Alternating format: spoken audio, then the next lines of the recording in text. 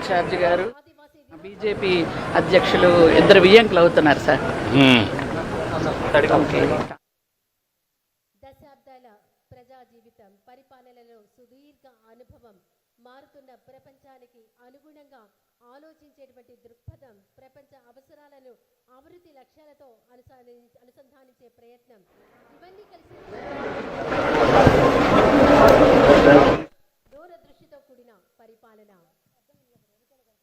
దయచేసి అక్కడ చాలా మంది నుంచి ఉన్నారని వారందరూ వారి వారి స్థానంలోకి వెళ్ళి కూర్చోవలసిందిగా కోరుకుంటున్నాం. వెనక కనపడడం లేదు, చాలా మంది నుంచి ఉన్నారు, వారందరూ వారి వారి స్థానంలోకి వెళ్ళి కూర్చోవాలండి. దయచేసి అందరూ మీ స్థానంలో కూర్చోవాలండి. ఆయన ఒక నాయకుడి గొప్పతనం ఆయన పదవిలో కాదు, ఆయన చూపించేటువంటి దిశలో ఉంటుంది. ఆ దిశలో ప్రజలకు నమ్మకం కల్పిస్తే ఆ నమ్మకంలో అభివృద్ధి కోసం మరి ఎంతగానో తెలియని ఒక అతీత శక్తి ఏర్పడుతుంది. ఆలోచనలో వేగం, ఆచరణలో స్పష్టత, లక్ష్యంలో దూరదృష్టి, అభివృద్ధిలో పట్టుదల, ఇవన్నీ చెప్పాలి అంటే ఒకే ఒక్క మాట. దయచేసి అందరూ కూర్చోవాలండి. మహిళలందరూ మేము ఈ స్థానంలో కూర్చోవలసిందిగా కోరుకుంటున్నాం. మహిళలందరూ మేము ఈ స్థానంలో కూర్చోవలసిందిగా సవినయంగా కోరుకుంటున్నాం.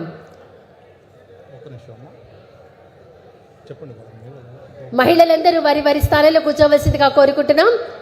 దయచేసి గమనించండి, వస్తున్న మహిళలందరినీ వారి వారి స్థానంలో కూర్చోవలసిందిగా సవినయంగా కోరుకుంటున్నాం. అడవి కాపాడేటువంటి ఒక అద్భుతమైనటువంటి సంస్కృతి, ప్రకృతిని ప్రేమించే జీవన విధానం విచ్చేస్తున్నారు మన రాష్ట్ర ముఖ్యమంత్రి వర్యులు గౌరవనీయులు శ్రీ నారా చంద్రబాబు నాయుడు గారు. విచ్చేసినటువంటి గౌరవ రాష్ట్ర ముఖ్యమంత్రి వర్యులకు స్వాగతం. విచ్చేసినటువంటి రాష్ట్ర గిరిజన స్వాగతం. విజయవాడ సెంట్రల్ కోట బొమ్మ మహేశ్వరరావు గారు, విజయవాడ పార్లమెంట్ సభ్యులకి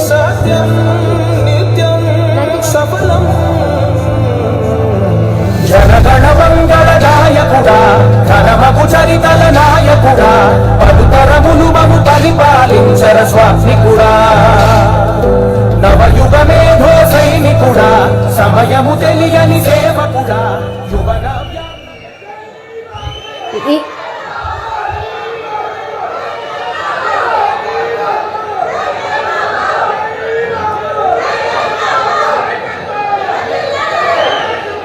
ఈ నేల తరపున, ఈ ప్రజల తరపున, ఈ కళాకారుల తరపున మనస్ఫూర్తిగా మన రాష్ట్ర ముఖ్యమంత్రి వర్యులు గౌరవనీయులు నారా చంద్రబాబు నాయుడు గారికి ప్రపంచ ఆదివాసీ దినోత్సవం సందర్భంగా ఇదే మా హృదయపూర్వక స్వాగతం, శుభ స్వాగతం.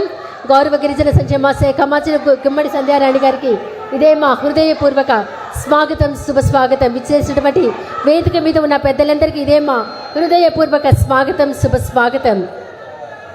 ముందుగా ఈనాటి కార్యక్రమాన్ని జ్యోతి ప్రజ్వలనతో ప్రారంభించవలసిందిగా గౌరవ రాష్ట్ర ముఖ్యమంత్రి వర్యులు శ్రీ నారా చంద్రబాబు నాయుడు గారిని, అలాగే గౌరవ గిరిజన సంక్షేమ శాఖ మంత్రులు గుమ్మడి సంధ్యారాణి గారిని, విజయవాడ సెంట్రల్ శాసనసభ్యులు ప్రభుత్వ బోండా ఉమా మహేశ్వరరావు గారిని, విజయవాడ పార్లమెంట్ సభ్యులు కేశినేని శివనాథ్ గారిని, విజయవాడ తూర్పు నియోజకవర్గ శాసనసభ్యులు గద్దె రామ్మోహన్ గారిని, అలాగే వేదిక మీద ఉన్న పెద్దలందరినీ జ్యోతి ప్రజ్వలన కార్యక్రమంలో పాల్గొనవలసిందిగా కోరుకుంటున్నాం.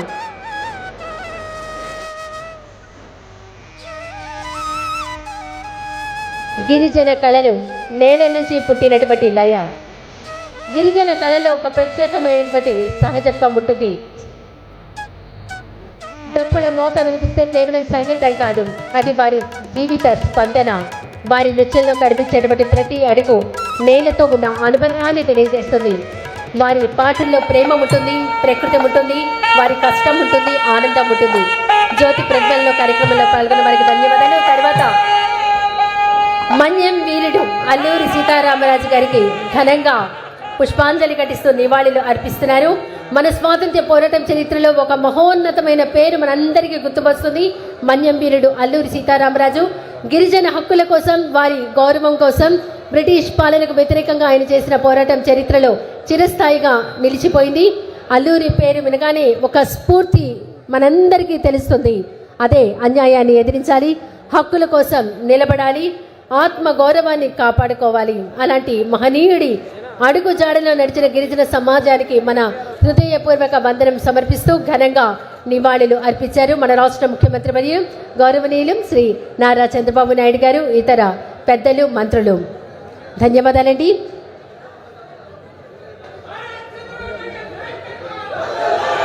దయచేసి అందరూ లేచి నిలబడవలసిందిగా కోరుకుంటున్నాం.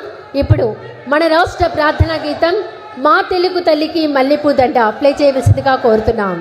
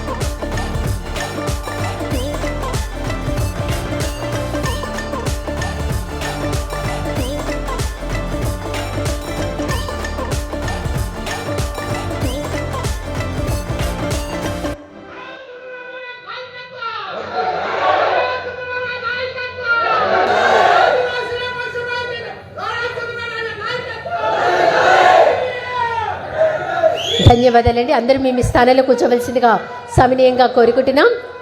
ఈనాటి ప్రపంచ